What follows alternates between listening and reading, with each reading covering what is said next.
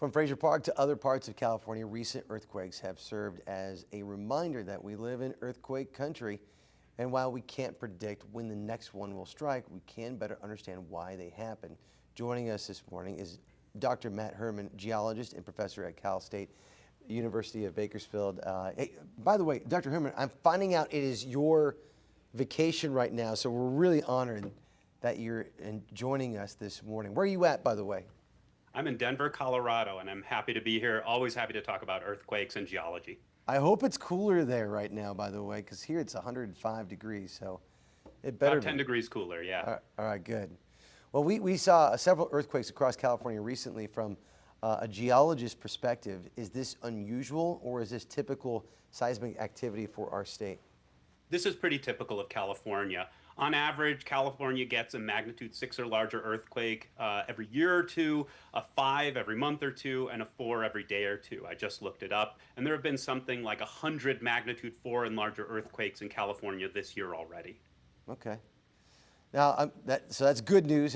No one needs to freak out right now. Now, I know there's a lot of questions that people always ask after every earthquake is whether if they're connected, the weather and earthquakes. Is there such thing as, I guess, earthquake weather? As far as we can tell, there's not a connection between weather and earthquakes. We have a pretty good handle on the process by which earthquakes happen. Typically, it has to do with plates moving past each other when a fault is stuck, building up stress in those rocks, and then pop. When that stress is too big, the rocks snap back into place, and that's our earthquake. We don't think weather plays a huge role in that. Okay, that's good to know. As a forecaster, I want to bring that out, because I remember we had that big earthquake back in 2019 that happened out in the desert areas, and that was those earthquakes. I'm just curious about this, because the one that we saw in Fraser Park just recently, and then the one we have in the desert areas, are those off the same fault lines? Yeah, people often think about the San Andreas Fault as being the only fault in California, but the reality is we live in a plate boundary between the Pacific Plate and the North American Plate that consists of a ton of major faults. The earthquake we had in 2019 in Ridgecrest was on another major part of the plate boundary that goes up through Owens Valley. That's had very large earthquakes back to the 1800s. The earthquake that happened just the other day, that happened near the San Andreas Fault and where it meets the Garlock Fault. But in fact, it appears to have been on neither of them. And we can tell that because of analyses of the earthquake tell us it was on a totally different kind of fault. I see you have here the Plato Fault labeled. It's closer to that style of faulting, but it's actually really hard to tell whether it was on that specific fault or another fault of a similar style nearby. Now, we talked with the Shake app guys just the other day, and they were telling us, the hope is to give us an alert. They can't really alert us, though, when you might be standing in that exact epicenter. How is it ever possible to really predict an earthquake? We're not at the point of predicting earthquakes yet. That's kind of our holy grail. If we were able to predict earthquakes, we could probably save a lot of lives. In the meantime, we're working on this early warning, which uses the fact that the smaller, faster waves arrive first and can tell us how big the earthquake is before the slower, stronger shaking waves actually get there. But as you say, if you lived in Fraser Park, this was only a magnitude 4.1, so it didn't shake you very severely, but the earthquake shaking was over by the time any warning would have gone out. I'm curious, which is worse, earthquakes, the rolling ones or those really the short, impactful ones? It actually depends what kind of structure you have.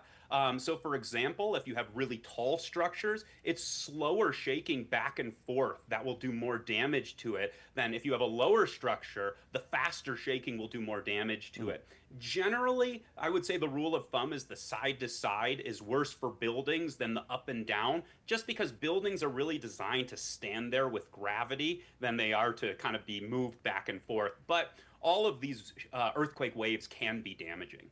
Interesting. Now, I know since we live near the San Andreas Fault, as you talked about just seconds ago, we haven't seen the big one yet. I watched the movie San Andreas, and they They portray Bakersfield in the movie, not so well, by the way. Yeah.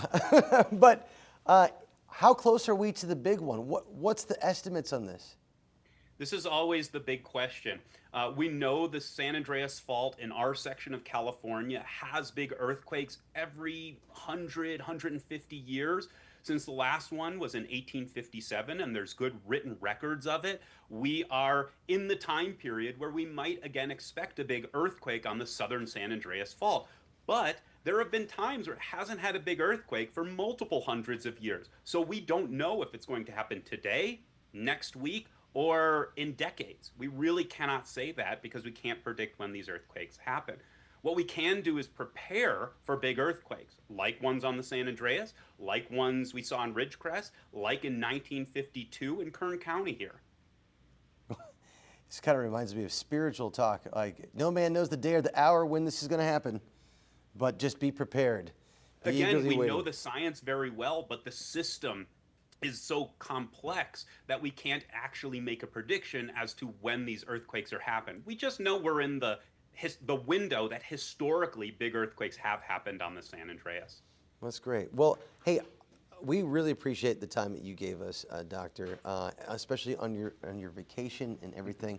If people want to learn more, I mean, obviously they can go sign up for maybe your classes over at Cal State Bakersfield.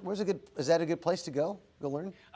I would say it's always a good thing to take more classes. I teach a course on natural disasters. That's a general education course. It's really for anybody who needs to make sure they check a science box, but the students who have taken it seem to find it pretty interesting. There's a lot of online resources too. The United States Geological Survey, the California Geological Survey. If you're interested more in the hazard, you can go to like the Great Shakeout or Office of Emergency Services in Kern County or California. So there's all sorts of resources to understand more about the science of earthquakes, as well as what you can do to protect yourself. Perfect. Dr. Herman, I appreciate your time. Have a great time in Colorado, and don't look at too much rocks. Just take a vacation. I can't promise you anything, but thank you for having me.